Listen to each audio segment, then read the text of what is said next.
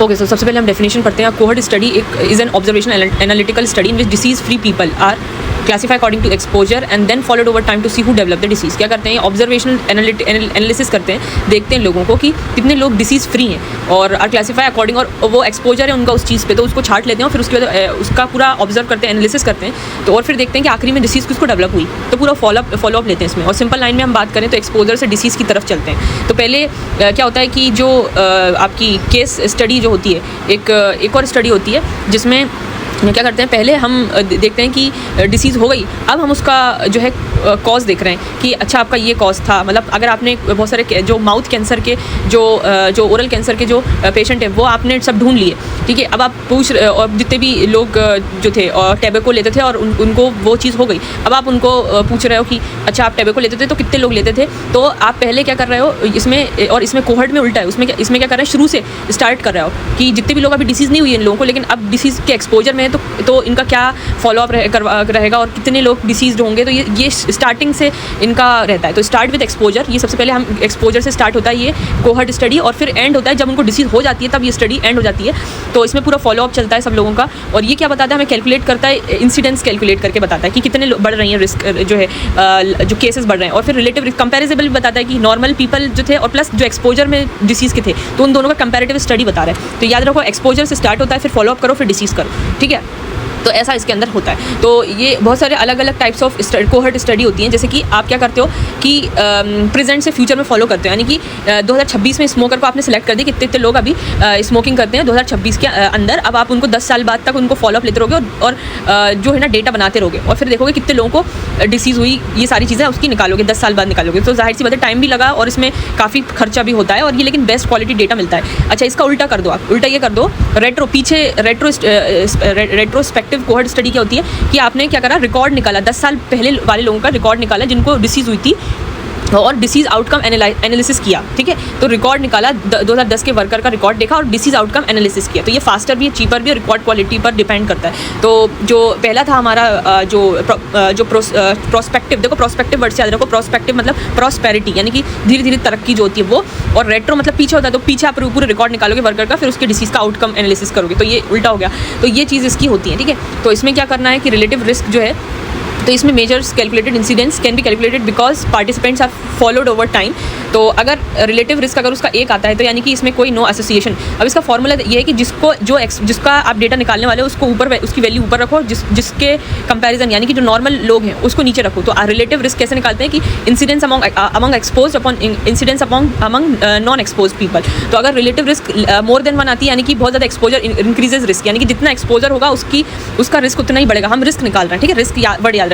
और अगर वो 1 से कम आता है यानी कि प्रोटेक्टिव इफेक्ट है, यानी कि वो उनका रिस्क कम है। अब तो इसमें जो है कोहर्ट स्टडी से हमें क्या फ़ायदा होता है, ये फ़ायदा होता है हमें कॉज पता चलता है, क्योंकि हम अभी स्टार्टिंग से शुरू से पता लगा रहे हैं कि इतने लोग हैं ना स्मोकिंग कर रहे हैं। अब हमें उस स्मोकिंग का एंड रिजल्ट पता चल जाएगा, तो हमें पता चलेगा अच्छा ये स्मोकिंग करते थे तो इसलिए जो है ये इनको ये चीज़ हुई। तो ये, और प्लस ये इंसिडेंस भी कैलकुलेट करता है कि कितने, बहुत सारे लोग, जितने भी लोगों को जो है इंसिडेंस पता चलता है, इतना इंसिडेंस है। और दूसरा बात, हम नॉर्मल पीपल से इसको कंपेयर कर सकते हैं, तो रिलेटिव रिस्क पता कर सकते हैं, कंपेयरिंग स्टडी कर सकते हैं। Good for studying rare exposure, और पूरे जितने भी रेयर केसेस वो छाट के आप उसकी स्टडी कर सकते हो। तो ये चीज़ हो जाती है। अब ये डिसएडवांटेज ये है कि जाहिर सी बात है ये लंबा टाइम है, कॉस्टली है, और फॉलोअप में लॉस कर सकते हो, और not good for rare disease के लिए अच्छा नहीं है। तो ये सारी चीज़ें इसकी होती हैं। हाँ, ये केस कंट्रोल मतलब आप जब डिसीज़ हो गई तब आप जब उसको ओरल कैंसर हो गया पेशेंट्स को, तो आप बता रहे हो कि अच्छा टैबेको लिया था, ये लिया था, वो लिया था। अच्छा, कोहर्ट स्टडी यानी कि आप शुरू से स्टार्ट कर रहे हो कि वो अभी टैबेको ले रहा है और अब उसका एंड रिजल्ट क्या होगा। तो कोहर्ट ये होता है कि स्टार्टिंग करते हैं उस चीज़ के एक्सपोजर से, और केस कंट्रोल में आप डिसीज़ को देखते हो डायरेक्ट। तो डायरेक्शन क्या होगा, एक्सपोजर टू डिसीज़ पे जाते हैं और ये डिसीज़ से एक्सपोजर पे जा रहे हैं। इसमें रिलेटिव रिस्क मेजर करते हैं, इसमें ऑड रेशियो, केस कंट्रोल में ऑड रेशियो करते हैं। और कोहर्ट में इंसिडेंस क्या होता है, इंसिडेंस कैन कैलकुलेट, और केस कंट्रोल में इंसिडेंस कैलकुलेट नहीं कर सकते। रेयर डिसीज़ में, रेयर डिसीज़ के अंदर कोहर्ट स्टडी नॉट सूटेबल है, और केस कंट्रोल में बेस्ट है। रेयर एक्सपोजर की बात करें, आपको ये पता चल जाएगा कि इस रेयर एक्सपोजर का तो ये बेस्ट है। याद रखो, रेयर डिसीज़ अलग है, रेयर एक्सपोजर अलग है। रेयर डिसीज़ के लिए सूटेबल नहीं है कोहर्ट स्टडी, जबकि रेयर एक्सपोजर के लिए बेस्ट है। तो यहाँ पे अगर क्वेश्चन है कि कोहर्ट स्टडी किस चीज़ से स्टार्ट होती है, तो जाहिर सी बात है एक्सपोजर से स्टार्ट होती है। Which measure can be calculated in cohort study में क्या कैलकुलेट करते हो, तो आप रिलेटिव रिस्क कैलकुलेट करते हो, कंपैरिजन करते हो आप। Best study for rare exposure, देखो एक रेयर डिसीज़ थी और एक एक्सपोजर था, तो इस कोहर्ट स्टडीज़ का आएगा। अच्छा, incidence can be calculated in case control. Incidence किसमें, कोहर्ट में ही करते हैं। तो यानी कि कोहर्ट जो है, पहले आप एक्सपोजर करवा रहे हो, फिर उसके बाद आप डिसीज देख रहे हो। कोहर्ट जो होता है रिलेटिव रिस्क के लिए होता है, कोहर्ट जो होता है इंसिडेंस कैलकुलेट करता है, कोहर्ट रेयर एक्सपोजर के लिए होता है, रेयर डिसीज के लिए नहीं होता। कोहर्ट टाइम कंज्यूमिंग है एंड कॉस्टली है। केस कंट्रोल जो है इसके ही ऑपोजिट है, वो डिसीज से पहले स्टार्ट होता है और ऑड रेशियो बताता है। तो याद रखो, कोहर्ट से याद रखो, कोहर्ट यानी कि कॉजेज बताता है, exposure first, observation over time, health people initially, outcome develop later होता है, रिलेटिव रिस्क कैलकुलेट होता है, time consuming. Now coming to the case control study. इसमें क्या होता है कि डेफिनेशन क्या होता है, क्योंकि ये कोहर्ट स्टडी का बिल्कुल अपोजिट होता है। कोहर्ट में क्या होता है, हम शुरू से ले रहे थे कि इंसान इस जो है बहुत ज़्यादा टैबेको ले रहा है और फिर आखिरी में उसका क्या हुआ, एंड रिजल्ट क्या हुआ, तो वो पूरा उसका एनालिसिस कर रहे थे। कोहर्ट में क्या कर रहे थे, कोहर्ट अब केस कंट्रोल में क्या कर रहे हैं, केस कंट्रोल में पूरा उसका अपोजिट, यानी कि इसका पीछे जो है ना, पूरी जो उसके जो हो चुका है, केस हो चुका है, वो इंसान को क्या हो सकता, ओरल कैंसर हो चुका है, अब उससे उसकी स्टडी जो है पूछ रहे हैं कि पहले क्या किया था। तो ये चीज़ें कि डिसीज से एक्सपोजर की तरफ जाते हैं इसमें। तो a case control studies and observational analytical study in which people with the disease cases are compared with जो people without the disease controls to find previous exposure.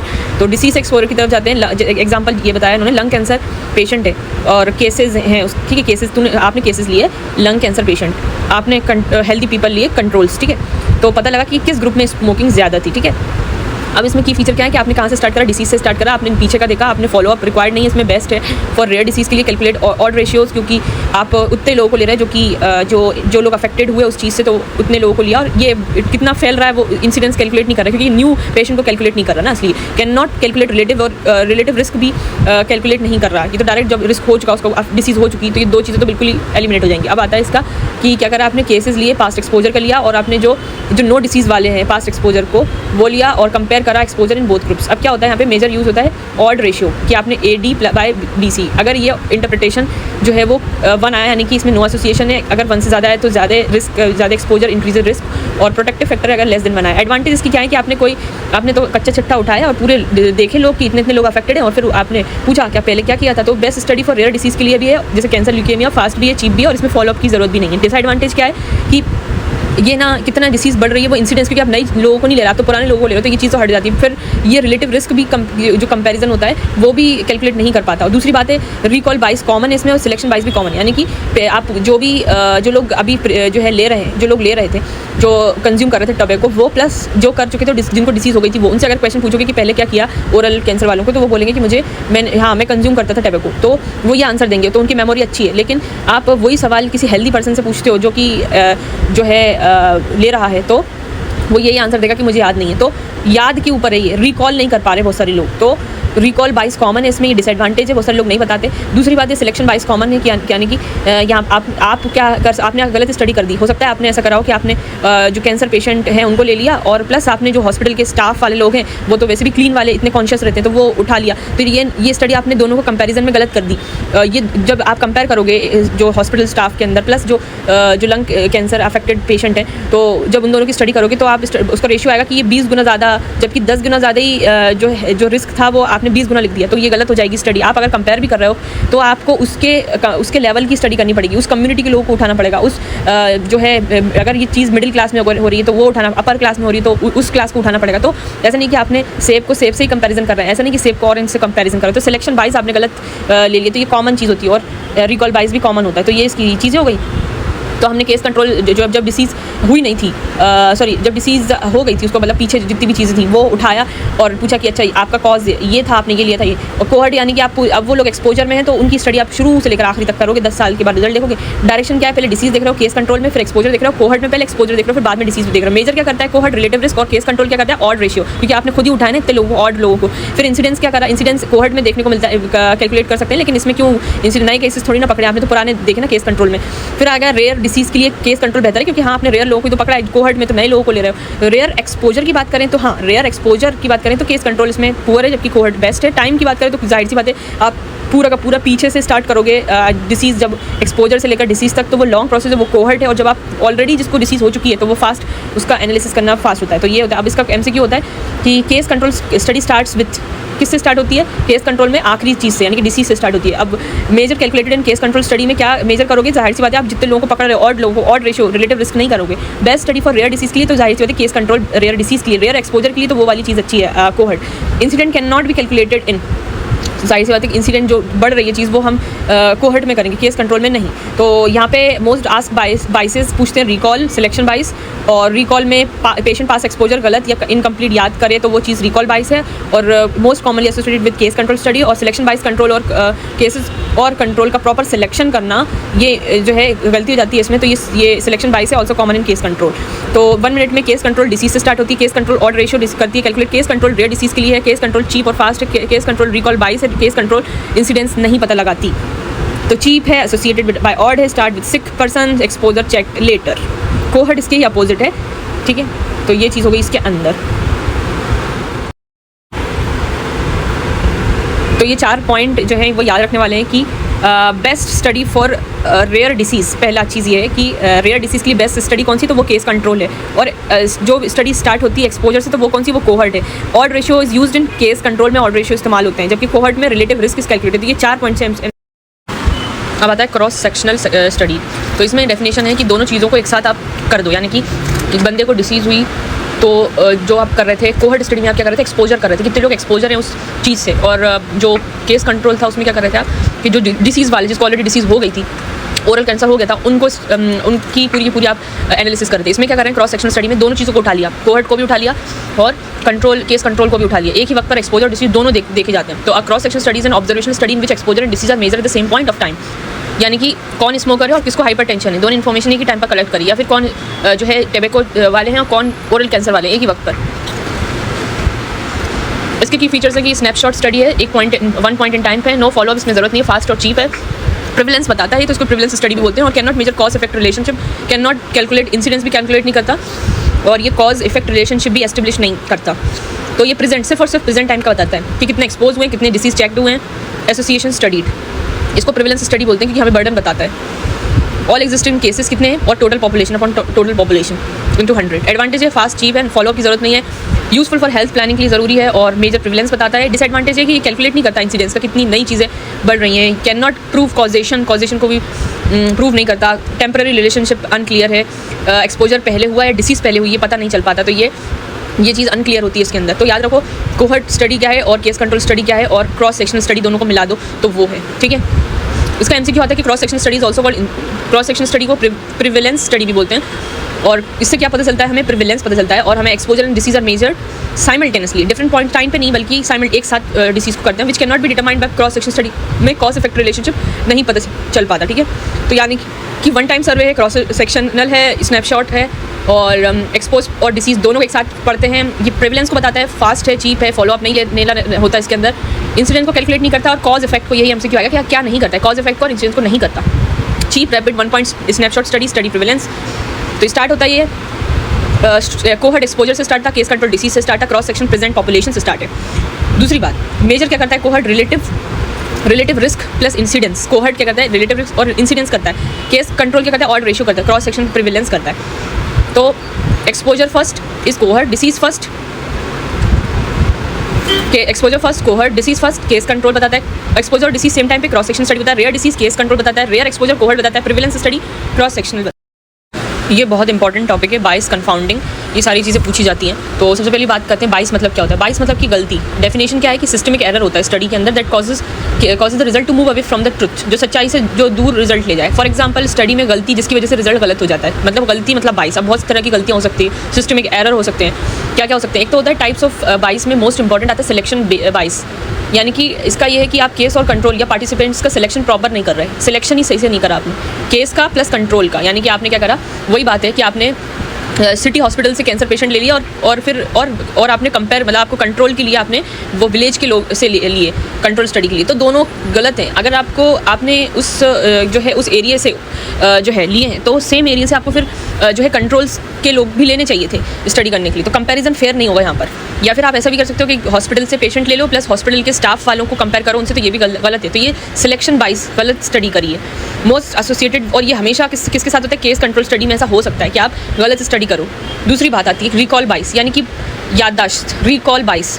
इंसान पेशेंट भूल रहा है कि उसने पहले क्या किया था, पार्टिसिपेंट पोस्ट एक्सपोजर को सही याद नहीं कर पा रहा। जैसे पेशेंट जो है कैंसर पेशेंट को स्मोकिंग हिस्ट्री पूछी तो उसने गलत या इनकम्प्लीट याद करी, तो ये भी एसोसिएटेड है केस कंट्रोल स्टडी। अगर आप एक स्टडी कर रहे हो जिसको केस कंट्रोल स्टडी कर रहे हो, जो कि स्टार्ट होती है डिसीज से, तो उसका कॉज पता करने के लिए, तो इंसान जो है वो गलत इन्फॉर्मेशन दे रहा है, गलत हिस्ट्री दे रहा है। तो इसका ये है कि रिकॉल बाइस किस स्टडी में सबसे कॉमन है, तो ये केस कंट्रोल स्टडी के अंदर। अब आता है इंटरव्यूअर बाइस।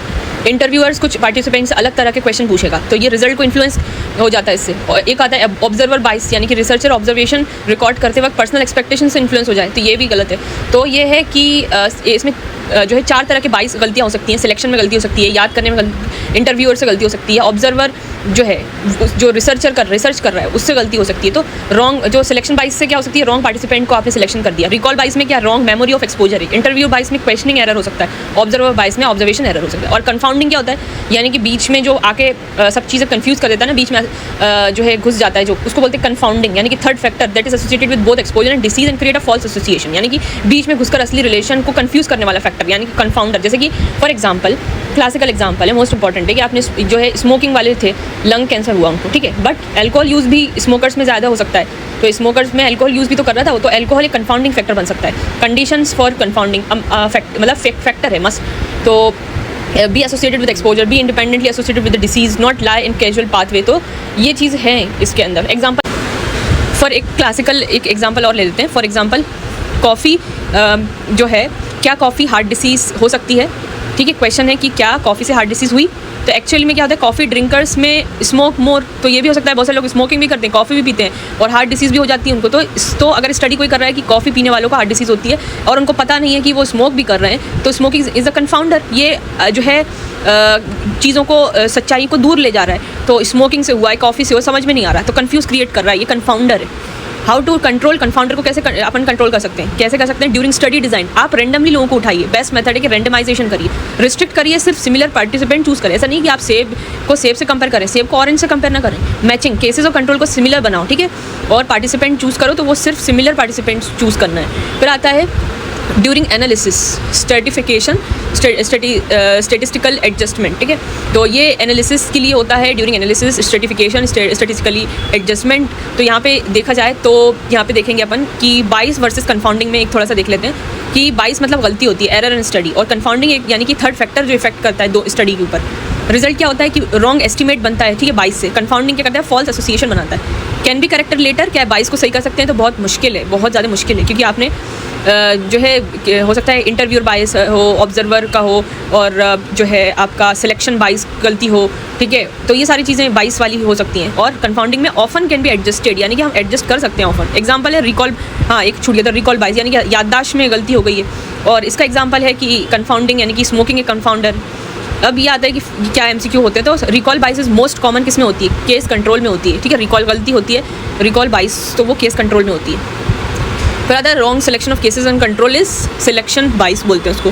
Third factor affecting exposure and disease relationship is confounding. Best method to control confounding यानी कि रेंडमाइजेशन, तो ये है कि 1 minute revision. Recall bias case control, selection bias wrong participate selection, confounding third factor होता है, स्मोकिंग क्लासिक कंफाउंडर है, randomisation best control method है। बाइस क्या होता है, बैड स्टडी एरर यानी कि bad selection, interview error, assessment observer error, subject memory error, recall बाइस जिसको बोलते हैं। कंफाउंडिंग क्या है, confuse plus found in between, मतलब एक तीसरा फैक्टर बीच में एक आकर एक्सपोज और डिसीज का रिलेशन को कंफ्यूज कर रहा है। तो या ये है कि 4 लाइन हैं जिससे क्वेश्चन आते हैं कि रिकॉल बाइस किसमें देखने को मिलता है ज़्यादातर, केस कंट्रोल स्टडी में। सिलेक्शन बाइस क्या होता है कि इम्प्रॉपर पार्टिसिपेट सिलेक्शन करना। कंफाउंडर क्या करता है, related to both exposure and disease. और randomisation best method to control. इस चार्ट को समझने से पहले हम थोड़ी सी इसको समझ लेते हैं कि मान लीजिए आप न्यू डायबिटीज़ की दवा टेस्ट करनी है और आप क्या कर रहे हो, 2 चीज़ें कर रहे हो, ठीक है। एग्जाम्पल से समझो, RCT यानी कि डॉक्टर ही गॉड है, यानी कि आप डिसाइड करोगे कि 100 लोगों को नई दवा आपको देनी है और 100 को पुरानी दवा देनी है, ठीक है। कोहर्ट स्टडी में क्या होता है, सिर्फ आप वॉचमैन हो, यानी कि आप डिसाइड नहीं करोगे कि आप क्या दोगे। कुछ लोग पहले से ही नई दवाई खा रहे हैं, कुछ पुरानी खा रहे हैं, तो आप बस फॉलो करेंगे, उनको देखेंगे। RCT में रैंडम जो थी रेंडमाइजेशन वाला, तो रेंडमाइजेशन की बात करें तो चिट उठा के रैंडम बांटना है, टॉस करोगे और ये दोगे कि ये इतने पेशेंट ये दवाई लेंगे, इतने पेशेंट ये दवाई लेंगे। कोहर्ट में क्या होता है, नहीं है रेंडमाइजेशन, कोहर्ट में नहीं है, क्योंकि अमीर लोग महंगी दवा लेंगे, गरीब सस्ती लेंगे, तो ये कोहर्ट में ये चीज़ है। रिजल्ट क्या आया रैंडम RCT का, अगर नई दवा से शुगर कम हुई तो पक्का दवा की वजह से हुआ। लेकिन कोहर्ट में क्या होता है कि रिजल्ट अगर शुगर कम हुई तो कन्फ्यूजन रहेगी कि शायद हो सकता है अमीर लोग एक्सरसाइज भी ज़्यादा करते हो, तो ऐसा है। RCT मतलब आप एक्सपेरिमेंट कर रहे हो और कोहर्ट मतलब आप सिर्फ देख रहे हो। अगर हम बात करें इसमें तो चार्ट की, तो रेंडमाइजेशन यानी कि आपने क्या कर दिया, REC याद रखें, और RCT में सब क्या है बेस्ट और कोहर्ट में कम। देखो यहाँ पे RCT में क्या होता है कि रैंडमाइजेशन की बात करें, टॉस करके ग्रुप बना लिया, ठीक है, टॉस करके ग्रुप बना लिया। कोहर्ट में क्या करा, ऐसा कुछ नहीं करा, जो जैसा है वैसा है। अब एक्सपोजर असाइन, RCT में क्या करा, डॉक्टर खुद देता है ना दवा, खुद एक्सपोज कर रहा है, एक्सपोजर को असाइन कर रहा है, लेकिन कोहर्ट में पेशेंट खुद ले रहा है, ठीक है। तो ये चीज़ इसके अंदर आती है। फिर आता है कंफाउंडिंग कंट्रोल, तो इसमें RCT में बेटर कंफाउंडिंग कंट्रोल है, क्योंकि आप रैंडम से सब बराबर कर रहे हो सबके साथ, जबकि कोहर्ट में अमीर और गरीब का फ़र्क होता है। तो कंट्रोल सबसे बेस्ट RCT में, ठीक। तो RCT जो रहता है इज इक्वल टू हाईएस्ट है एविडेंस लेवल, क्योंकि आप खुद कर रहे हो। कोहर्ट में लोअर है क्योंकि आप बस देख रहे हो। तो इसमें क्या है, डिसएडवांटेज भी समझ लेते हैं कि इसमें RCT में एथिकल इशूज़ भी रहता है, आप है ना। और दूसरा, आप बहुत सारे लोग, क्योंकि आप एक्सपेरिमेंट करोगे RCT में, तो बहुत सारे लोग तो चले ही जाएंगे बीच में से ही, कुछ लेंगे ही नहीं फॉलो अप, तो लॉस टू फॉलो अप, और ये चीज़ें इसके अंदर होती हैं। तो याद रखो, RCT जब मार्क करना है, randomization, randomly assigned experiment study, gold. तो इसमें यह है कि RCT एक तरह का, चार्ट में देखेंगे, RCT एक तरह का एक्सपेरिमेंटल है, कोहर्ट ऑब्जर्वेशनल है। RCT अगर बात करें तो आप खुद एक्सपोजर दे रहे हो पेशेंट को, येस, कोहर्ट में नहीं दे रहे हो। रैंडमाइजेशन की बात करें, आप चिट उठा रहे हो और इसमें दे रहे हो कि ये दवाई ये दवाई दे, ये। कोहर्ट में ऐसा कुछ है नहीं, अमीर अपनी दवाई खा रहा है, गरीब अपनी दवाई खा रहा है। एविडेंस लेवल की बात करें तो RCT में ज़्यादा लेवल है, इसमें कोहर्ट में लो है। कंफाउंडिंग कंट्रोल RCT में बेटर है। RCT की बात करें, रैंडमाइज्ड कंट्रोल ट्रायल, या इसकी डेफिनेशन है RCT stand for randomized controlled trial बोलते हैं। RCT is experiment study in which participant are randomly allocated into intervention, treatment and control groups to compare outcome. Randomly आपने patient को 2 group में बांट दिया और ट्रीटमेंट का इफेक्ट कंपेयर कर रहे हो। For example, 100 hypertensive patient, group A group B. Group A को नई दवा, ग्रुप बी को पुरानी है, प्लेसिबो दे दिया। अब उन दोनों को कंपेयर कर दिया, फॉलो अप लिया। तो ये एक्सपेरिमेंट करा, एक्सपेरिमेंट स्टडी, रैंडमली एलोकेट करा, और कंट्रोल ग्रुप है, कंट्रोल ग्रुप फॉलो अप ले रहे हो, best study for testing treatment efficacy, highest level of incident, ये पॉइंट याद रखना, highest level of evidence. Basic structure क्या है इसमें, कि पॉपुलेशन लिया, उसमें रैंडमाइजेशन किया, treatment group, control group, follow up लिया, आउटकम कंपैरिजन करा। वाई रैंडमाइजेशन क्यों कर रहे हैं हम, ताकि हम कंफाउंडिंग फैक्टर को हटा सकें, to distribute confounding factor equally, जैसे कि एज, सेक्स, स्मोकिंग हैबिट दोनों ग्रुप में अप्रॉक्सीमेटली इक्वल हो जाए। तो यही क्वेश्चन आता है कि रैंडमाइजेशन कंट्रोल क्यों कर रहे हैं, कंफाउंडिंग के लिए। अब देखो, कंट्रोल ग्रुप्स, कंपैरिजन ग्रुप में receive standard treatment, comparison group में स्टैंडर्ड ट्रीटमेंट मिलेगा, प्लेसिबो, नो इंटरवेंशन। देखो इसमें क्या होता है, ब्लाइंडिंग होती है। ब्लाइंडिंग क्या होता है, सिंगल ब्लाइंडिंग, यानी कि पेशेंट को नहीं पता मुझे क्या ट्रीटमेंट दिया जा रहा है। डबल ब्लाइंडिंग सबसे ज़्यादा इंपॉर्टेंट है, पेशेंट को भी पता नहीं है और इन्वेस्टिगेटर को, दोनों को पता नहीं कि ट्रीटमेंट क्या दिया जा रहा है, तो ये गलती और कम होगी इस चीज़ में। ट्रिपल ब्लाइंडिंग क्या होती है कि तीनों को नहीं पता, पेशेंट को भी नहीं पता, इन्वेस्टिगेटर को भी नहीं पता, और जो डेटा एनालिस्ट उसको भी नहीं पता, सब अनअवेयर है। तो इसका क्या फ़ायदा, इसका फ़ायदा ये है कि best method to assess treatment effectiveness, हम देख सकते हैं कि कितना इफेक्टिव ट्रीटमेंट रहा, और हम कंट्रोल कर सकते हैं कंफाउंडिंग, जो थर्ड वाला जो फैक्टर था उसको कंट्रोल कर सकते हैं, और हम गलती को कम कर सकते हैं, रिड्यूस बाइस, और हम स्ट्रॉन्ग कॉज इफेक्ट एविडेंस दे सकते हैं। डिसएडवांटेज क्या है, एक तो बहुत लंबा सा है इथिकल इशू। आप और अगर किसी को डिसीज़ नहीं है और फिर आप उसके लिए देख के और फिर उसको देख रहे हो कि अच्छा इससे ये डिसीज़ हुई है, तो ऐसा गलत इथिकल इशू होता है। लॉस टू फॉलो, बहुत सारे लोग बीच में से, इतनी लंबी स्टडी होती है कि बीच में से गायब, और एक्सपेंसिव भी है, तो ये सारी चीज़ है। तो अब इसका चार्ट तो हो ही गया यार। फिर आते हैं MCQs पे। RCT क्या है, डिस्क्रिप्टिव स्टडी है, experiment, of course experimental study है, और रैंडमाइजेशन लोगों को चिट्ठी बांट रहे हैं और बोल रहे हैं कि ये आपको करना है। तो ये कंट्रोल क्यों कर रहे हैं, ऐसा कंट्रोल करने के लिए, कंफाउंडिंग जो तीसरा वाला फैक्टर था ना, उसको हटाने के लिए रैंडमाइजेशन किया जा रहा है। Highest level of incidence among epidemiological study, सबसे ज़्यादा हाईएस्ट लेवल ऑफ इंसिडेंस क्या होता है जिसमें होता है, तो वो RCT के अंदर होता है, हाईएस्ट लेवल ऑफ एविडेंस है, ठीक है। क्योंकि आप क्या कर रहे हो, कोहर्ट में तो शुरू से लेकर आखिरी तक, इंसान के एक्सपोजर से लेकर डिसीज़ होने तक कोहर्ट। केस कंट्रोल क्या है कि उसको डिसीज़ हो गई, अब पूछ रहे हो आप कि आपने टैबेको लिया था, ये चीज़ थी, और क्रॉस सेक्शन यानी कि दोनों को ले लिया, जो एक्सपोजर वाले पेशेंट है उनको भी ले लिया, और जो स्मोकिंग कर रहे हैं, टैबेको ले रहे हैं उनको भी ले लिया, और जो ऑलरेडी जिसको ओरल कैंसर हो गया उसको भी आपने स्टडी में ले लिया, और दोनों को ले लिया, तो उसको क्रॉस सेक्शनल स्टडी बोलते हैं। और RCT जो है वो highest level of incident among epidemiological study. RCT तो हमने रैंडम एक तो रैंडमली लोगों को लिया है, और इसमें बहुत सारे ब्लाइंडिंग भी है, और ये कंफाउंडिंग फैक्टर को हटा देता है, तो ये highest level of incident among epidemiology study के अंदर, तो ये इंपॉर्टेंट है। डबल ब्लाइंड में क्या होता है, पेशेंट और इन्वेस्टिगेटर दोनों को अनअवेयर होते हैं। तो RCT एक एक्सपेरिमेंटल स्टडी है, रैंडम एलोकेशन है, ट्रीटमेंट वर्सेस कंट्रोल ग्रुप है, best for drug and treatment evaluation है, control confounding, highest level of incidence है इसके अंदर। डबल ब्लाइंड मतलब पेशेंट इन्वेस्टिगेटर अनअवेयर है, और ये दो बहुत इंपॉर्टेंट चीज़ है। तो ये है RCT यानी कि randomization, C for control group, और ट्रीटमेंट कंपैरिजन। तो यहाँ पे आता है, यहाँ पे सबको मिला दें तो सबको मैंने मिला के बता ही दिया था कि क्या क्या किसमें कहाँ से स्टार्ट होता है क्या, और ये क्या मेजर करता है, ये हमेशा क्वेश्चन में आता ही आता है।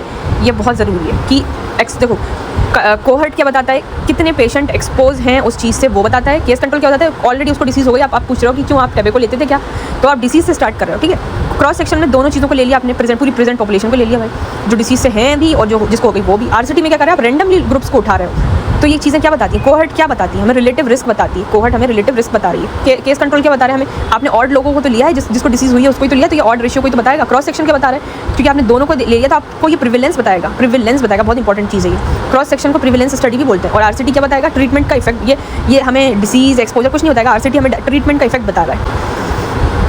तो यहाँ पे वन लाइनर्स क्या है, RCT is equal to experimental study, randomisation control confounding, double blind, मतलब patient investigate unaware, highest level of incidence is RCT, best study to testify efficacy of a new drug is RC.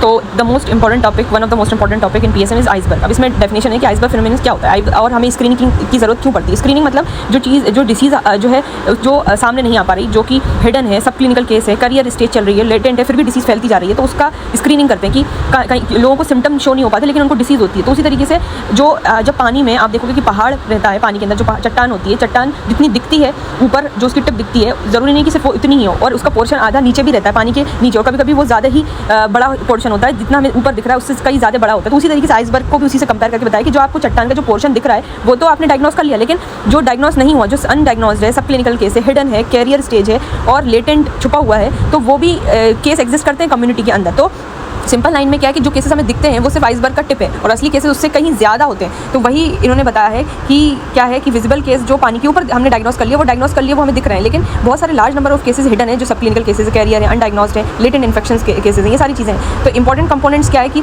पानी के ऊपर क्या है, जैसे कि tip of iceberg क्या है, अबव वाटर जो हमें चीज़ें दिख रही हैं, विजिबल केसेस डायग्नोस, जैसे हमने टीबी को डायग्नोस कर लिया, डायबिटीज़ पेशेंट को कर लिया diagnose, these are easily recognize भी हो जाते हैं आराम से। लेकिन पानी के नीचे जो मच लार्जर ग्रुप है, जैसे सब क्लिनिकल केसेस है, कैरियर वाले हैं, जो आपको पता है टाइफाइड कैरियर्स होते हैं, लेटेंट इन्फेक्शन होते हैं, इसके अंदर अनडायग्नोस्ड केसेस होते हैं, तो these are not easily detectable.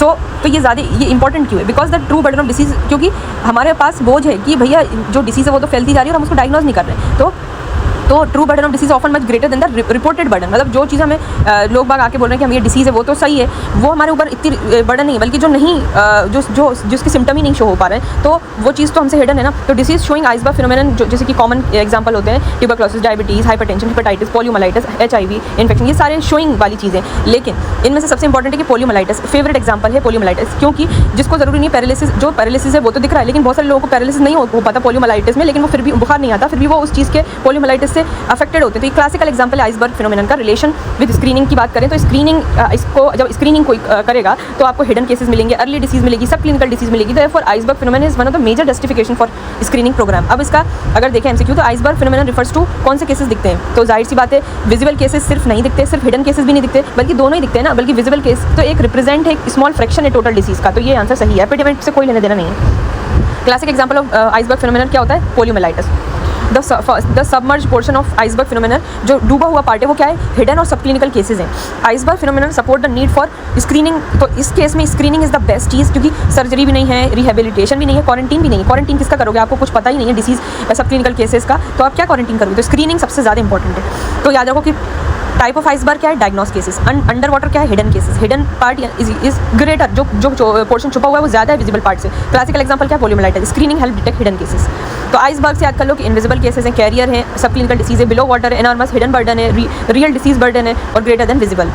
सबसे पहली बात आती है कि visible cases are only the tip of the iceberg, hidden cases from the major burden of disease. Poliomyelitis is the classical example. Iceberg phenomenon is an important basis for screening programme. Must remember for this कि classical disease showing iceberg phenomenon वो है poliomyelitis, the safest answer unless another. तो अब है epidemiological triad, very important topic.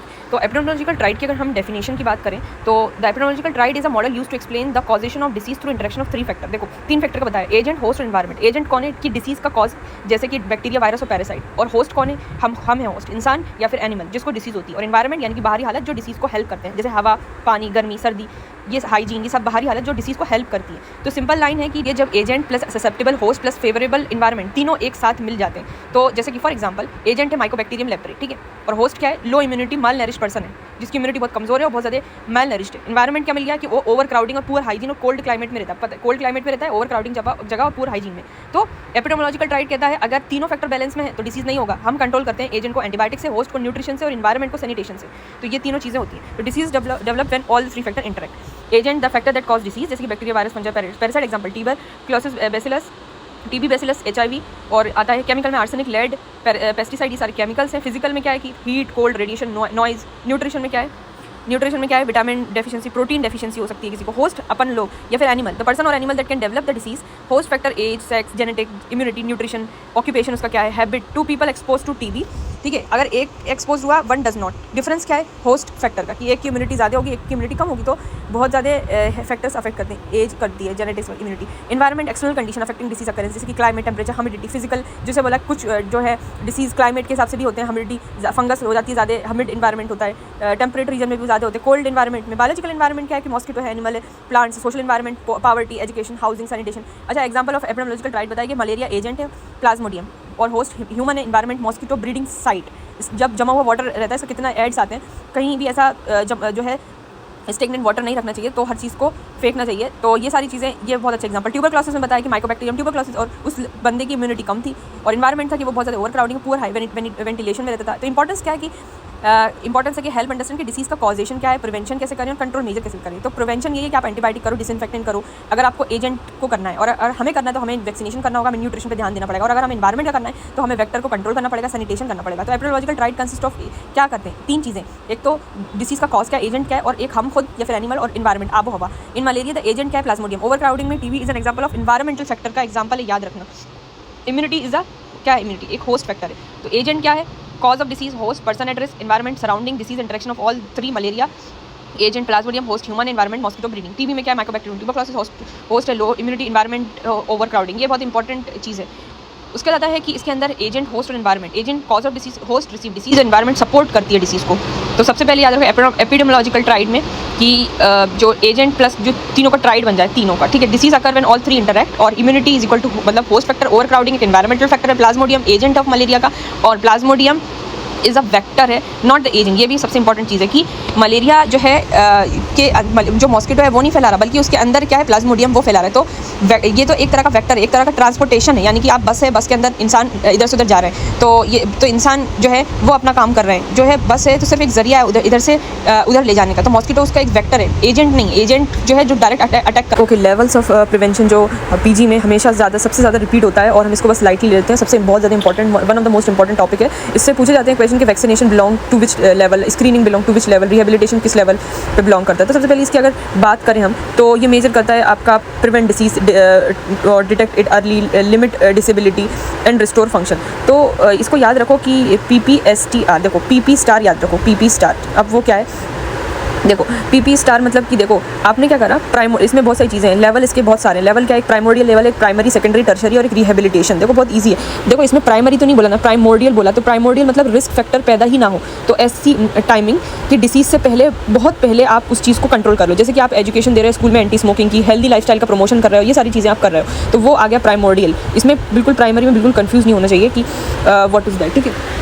Then फिर आता है आपका सेकंड थिंग, प्राइमोडियल के बाद आता है प्राइमरी। प्राइमरी यानी कि डिसीज़ को होने, प्राइमरी यानी कि डिसीज़ को होने से रोके, ठीक है, यानी कि एक्सपोजर से पहले। अभी डिसीज़ हुई नहीं है, आप उसके एक्सपोजर से पहले उसको रोक रहे हैं। जैसे कि आप क्या करते हो, जब बच्चे जो है जो फीटस होते हैं उनको वैक्सीनेशन लगती है, तो ये सारी चीज़ें होती हैं। सैनिटेशन, न्यूट्रिशन, यानी कि प्राइमरी मतलब पहला डिफेंस, याद रखो ये प्राइमरी मतलब पहला डिफेंस, इस वर्ड को याद रखो। और दूसरा फिर आता है आपका टर्शरी। तो टर्शरी क्या होता है, टर्शरी मतलब होता है कि डिसीज़ हो गई है पर सिम्टम नहीं आ रहा है, ठीक, सिम्टम नहीं। तो आप क्या करते हो कि डिसीज़ तो हो गई लेकिन सिम्टम नहीं है, तो क्या करना है आपको, स्क्रीनिंग इज़ बेस्ट मेथड, ठीक है। तो स्क्रीनिंग करते हो आप, पेप्समेयर देते हो, पेप्समेयर करते हो, BP चेक करते हो, लेप्रोसी कैंप लगाते हो। तो ये सेकेंडरी क्या है, S for secondary, S for सब जल्दी पकड़ो, ठीक है, इसका ये मोटिव होता है। और उसके बाद हमारा आता है कि आपका टर्शरी। टर्शरी में क्या होता है, कि सेकेंडरी में तो ये था कि डिसीज़ हो गई है पर सिम्टम नहीं है। टर्शरी में क्या होता है, डिसेबिलिटी लिमिट करो, यानी कि टर्शरी में सिम्टम आ गए हैं, सिम्टम आ गए हैं टर्शरी में। टी से टर्शरी और टी से ट्रीटमेंट याद रखो, तो ट्रीटमेंट ऑफ टीबी कर रहे हो, कैटरैक्ट कर रहे हो, सर्जरी कर रहे हो, यानी कि टर्शरी में तकलीफ कम करो, ये चीज़ है। और उसके बाद हमारा आता है आपका रिहेबिलिटेशन यानी कि फंक्शन को रिस्टोर करो, यानी कि डिसेबिलिटी हो गई है, आप रिहेबिलिटेशन करो, यानी कि फिजियोथेरेपी करो, प्रोस्थेसिस करो, लेप्रोसी, MCR, ये सब चीज़ें करो। तो रिहेब से याद करो रीसेट करना, ठीक है, रिहेबिलिटेशन से रीसेट करना, टर्शरी से तकलीफ कम करो, सेकेंडरी से आप सब जल्दी पकड़ो, और पी से प्राइमरी, और पी से पहले डिफेंस है, और प्राइमोडियल यानी कि पहले से रोक, ठीक है। तो ये चीज़ें इसके अंदर आती हैं। तो आपके क्वेश्चन सीधा आंसर है कि वैक्सीनेशन किस चीज़ से बिलोंग करता है। प्राइमरी, देखो वैक्सीनेशन प्राइमरी प्रिवेंशन है, क्योंकि डिसीज़ होने से पहले हम उसको रोकते हैं, ठीक है। तो vaccination belong to primary prevention, ठीक है। और आपका जो बात कर रहे हैं प्राइमोडियल, तो वो तो anti smoking, education, school, healthy lifestyle का प्रमोशन करना, ये प्राइमोडियल है, प्राइमरी नहीं है। प्राइमरी क्या है, वैक्सीनेशन प्राइमरी प्रिवेंशन में आता है, याद रखो ये चीज़। और दूसरी बात, स्क्रीनिंग जो है वो किस में आता है, आप देखो स्क्रीनिंग कर रहे हैं, ठीक है, सब लोग क्या कर रहे हैं, स्क्रीनिंग कर रहे हैं, मतलब अब डिसीज़ को पकड़ रहे हैं। तो क्या है, S for secondary, S for क्या है, जल्दी से अपन को क्या करना है, इसको पकड़नी है। तो क्योंकि बिना सिम्टम के पकड़ता है, तो इसलिए सेकेंडरी, ठीक है। उसके बाद आता है rehabilitation belongs to rehabilitation level पर ही 5th लेवल डिसेबिलिटी का फंक्शन हो गया, इसको रिस्टोर करता है। तो लेप्रोसी में एग्जांपल का बहुत सारे आते हैं, जैसे कि जैसे health education to avoid stigma, तो ये क्या है, तो ये प्राइमोडियल है।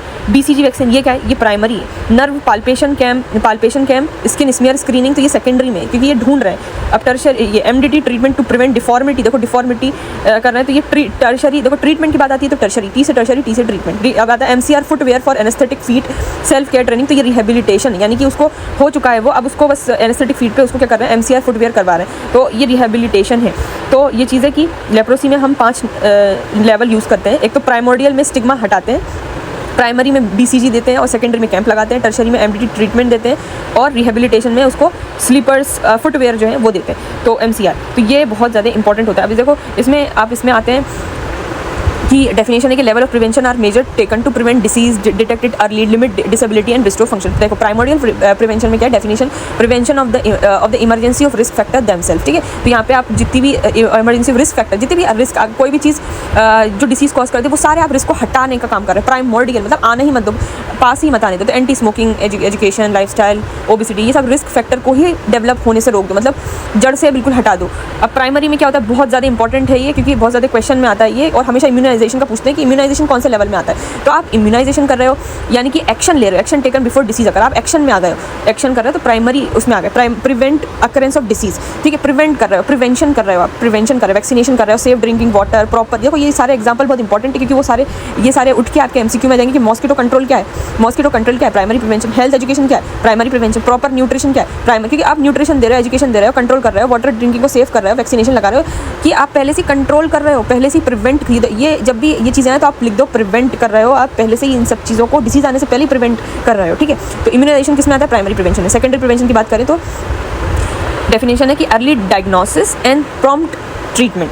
तो इसमें क्या होता है कि आप ढूंढ रहे हो, डिटेक्ट कर रहे हो, उसके प्रोग्रेशन को हटा रहे हो, कम कर रहे हो, स्टॉप कर रहे हो, तो वो ये सारी चीज़ें इसके अंदर आती हैं आपके जो है सेकेंडरी का, ठीक है। तो सेकेंडरी का बताया भी था कि सेकेंडरी का क्या होता है, सेकेंडरी यानी कि सब जल्दी पकड़ो, ठीक है। तो अर्ली डायग्नोसिस करना है, प्रॉम्प्ट ट्रीटमेंट करना है, detect disease early and stop progression. Example क्या है, आप बहुत सारे डिसीज़ को याद रखो, आप एक तरह से वो होता है ना, एक तरह से डिटेक्टिव बन गए हो। सेकेंडरी में आप क्या बन गए हो, डिटेक्टिव बन गए हो। तो डिटेक्टिव क्या कर रहा है, स्क्रीनिंग कर रहा है, डायबिटीज़ में कोई है तो नहीं पेशेंट, स्क्रीनिंग कर रहा है, हाइपरटेंशन, पेप्स में करो, मेमोग्राफी कर रहे हो, ये सारी चीज़ें सेकेंडरी प्रिवेंशन आती है। टर्शरी प्रिवेंशन में क्या करते हो, टी से टर्शरी, टी से ट्रीटमेंट बहुत ही ईजी है, सबसे ईजी है कि आप क्या कर रहे हो, reduce disability and complication after diseases occur. तो आप limit disability, improve quality of life, जैसे आप टर्शरी में फिजियोथेरेपी दे रहे हो, आफ्टर स्ट्रोक आर्टिफिशियल लिम्ब लगा रहे हो, रिहेबिलिटेशन ऑफ लेप्रोसी पेशेंट करो, कार्डिक रिहेबिलिटेशन, तो ये सारी। और rehabilitation is equal to tertiary prevention है, ये भी याद रखना, ठीक है। क्योंकि ट्रीटमेंट आप ज़रूरी थोड़ा किसी को आप दवा ही दो, ट्रीटमेंट के तौर पे फिजियोथेरेपी भी होता है और रिहेबिलिटेशन भी होता है, ठीक है, सारी चीज़ें होती है। तो rehabilitation is equal to tertiary prevention. अब देखो फ्लो चार्ट, देखो सबसे पहले आता है हेल्दी पर्सन है कोई, ठीक है। तो आप क्या करोगे, प्राइमोडियल करोगे, उसको बचाओगे, उसको इसको एजुकेट करोगे, ठीक है। और प्राइमरी में क्या हो रहा है, डिसीज स्टार्ट ही हो रही है, तो उसको वैक्सीनेशन लगा दो ताकि डिसीज ना हो। अब सेकेंडरी में उसको डिसीज हो गई, तो आप क्या कर रहे हो उसको सेकेंडरी के अंदर कि आप उसको जो है डिटेक्ट कर रहे हो बीमारी को, तो सेकेंडरी में जो है जल्दी से उसको पकड़ना है, ठीक है, और उसके कॉम्प्लिकेशन से बचाना है। फिर टर्शरी में क्या होता है कि टर्शरी में तो उसको डिसेबिलिटी हो गई, तो आप क्या कर रहे हो, ट्रीटमेंट दे रहे हो। मोस्ट आस्क एग्जाम्पल है कि हेल्थ एजुकेशन क्या है। हेल्थ एजुकेशन दे रहे हो ना, तो एजुकेशन देना इज़ हेल्थ एजुकेशन देना is primary thing, vaccination is primary, chlorination करना ऑफ वाटर प्राइमरी है, ठीक है। और बीपी स्क्रीनिंग करना आप ढूंढ रहे हो तो सेकेंडरी। जब भी आप कोई टेस्ट वगैरह कर रहे होते हो ना, तो समझ लो सेकेंडरी, आप ढूंढ रहे होते हो, अभी आप डिटेक्टिव बन गए हो सेकेंडरी में। और टर्शरी में क्या कर रहे हो, टर्शरी में तो आप उसको दवाई दे रहे हो, मतलब उसको चाहे वो फिजियोथेरेपी हो, चाहे रिहेबिलिटेशन हो, तो ये चीज़ होती है इसके अंदर। फिर आता है इसके question, immunization is example of, immunization primary है, स्क्रीनिंग सेकेंडरी है, रिहेबिलिटेशन टर्शरी है, prevention of smoking habit in school children is primordial, ठीक है। 1 मिनट रिव्यू, प्राइमोर्डियल यानी कि रिस्क फैक्टर को रोकना, ठीक है, रिस्क फैक्टर्स को रोकना इस प्राइमोर्डियल। प्राइमरी क्या, डिसीज़ को रोकना, एक होता है रिस्क को रोकना, एक है डिसीज़ को रोकना, तो डिसीज़ को रोकना यानी कि प्राइमरी। सेकेंडरी में क्या करना है, आपको डायग्नोसिस ढूंढना है, आपको डिटेक्टिव बनना है, ठीक है। और टर्शरी में आपको क्या करना है, डिसेबिलिटी लिमिटेशन रिहेबिलिटेशन करना है। तो प्राइमोर्डियल प्रिवेंट करना रिस्क फैक्टर को, प्राइमरी में प्रिवेंट करना है डिसीज़ को, सेकेंडरी को स्क्रीनिंग करना है, टर्शरी को ट्रीटमेंट करना है। फिर आता है आपका प्राइमोर्डियल का, कि इसका मेन एम क्या होता है कि प्रिवेंट कर रहा है रिस्क फैक्टर्स को, जैसे कि एंटी स्मोकिंग एजुकेशन दे रहे हो, ठीक है। प्राइमरी में क्या कर रहे हैं, प्रिवेंट कर रहे हैं डिसीज़ को, जैसे आप वैक्सीनेशन लगा रहे हो। सेकेंडरी में आप ढूंढ रहे हो, अर्ली डायग्नोसिस कर रहे हो, अर्ली डायग्नोसिस, ठीक है। टर्शरी में क्या, लिमिट डिसेबिलिटी रिहेबिलिटेशन। फेवरेट क्या है, वैक्सीनेशन। वैक्सीनेशन क्या है, प्राइमरी प्रिवेंशन, स्क्रीनिंग ढूंढ रहे हो आप, सेकेंडरी रिहेबिलिटेशन के कारण ट्रीटमेंट है ना, तो tertiary preventing smoking in children. देखो जब बच्चों में स्मोकिंग रोक रहे हो तो ये प्राइमोर्डियल है, ठीक है। तो याद रखें कि यहाँ पे वैक्सीन जो है, vaccine is primary, screening secondary, rehabilitation tertiary, risk factor prevention. देखो प्रिवेंशन, रिस्क को जब भी रिस्क की बात आती है तो प्राइमोर्डियल की बात आती है, और डिसीज़ की बात आती है तो प्राइमरी में कंफ्यूज ना हो, प्राइमोर्डियल में कंफ्यूज ना हो। प्राइमोर्डियल रिस्क फैक्टर को हटाते हैं, प्राइमरी में डिसीज़ को हटाते हैं। These are the 4